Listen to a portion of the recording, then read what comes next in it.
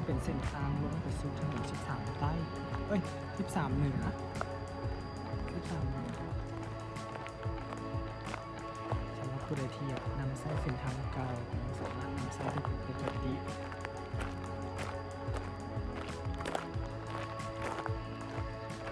อันนี้ก็จะเป็นเส้นทางลงไปสู่ถนนทางด่วนเชื่อมต่อไปพนโฮงทางลาดมาจากต่อไปเมือง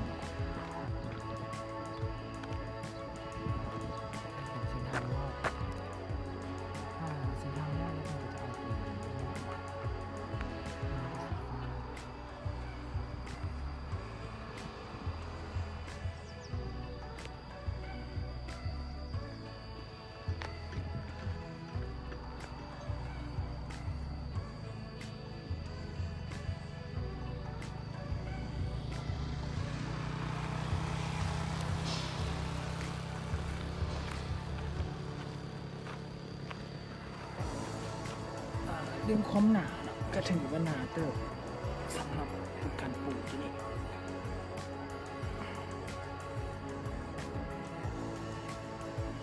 ที่มาจากเสียง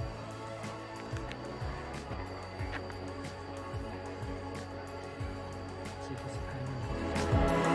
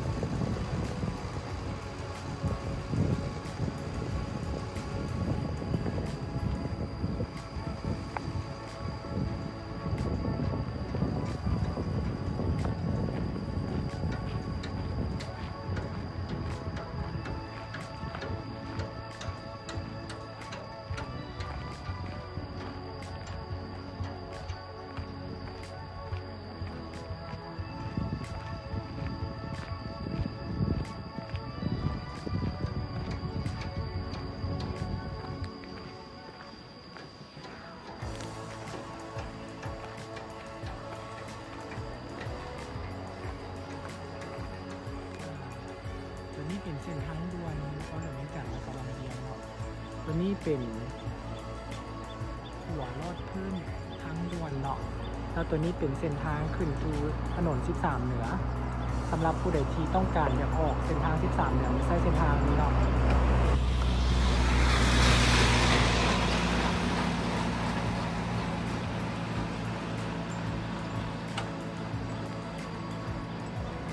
สำหรับเส้นทางตัวนี้เป็นเส้นทางรถที่แรงแต่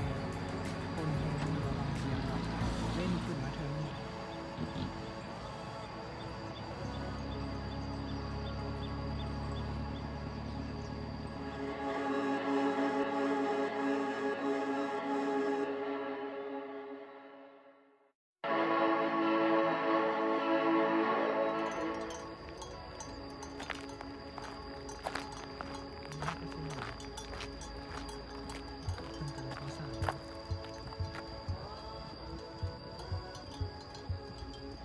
ทางด่วนก็จะไปตามแนวนี้เนาะขึ้นสู่บางเวียง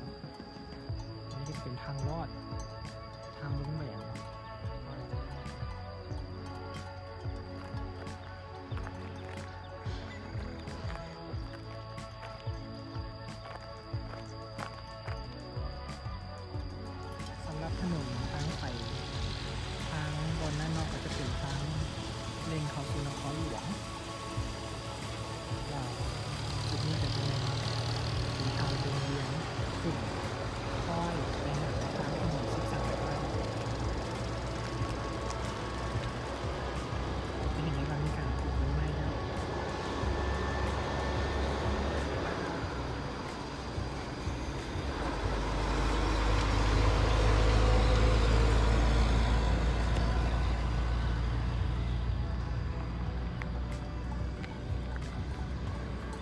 ที่ดินบริเวณอ้อมรอบนี้ก็จะเป็นที่ดินของโครงการเนาะ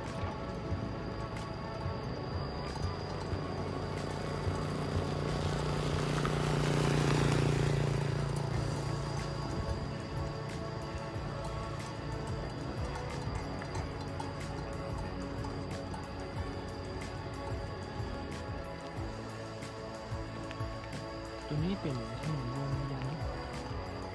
ขึ้นทางด่วน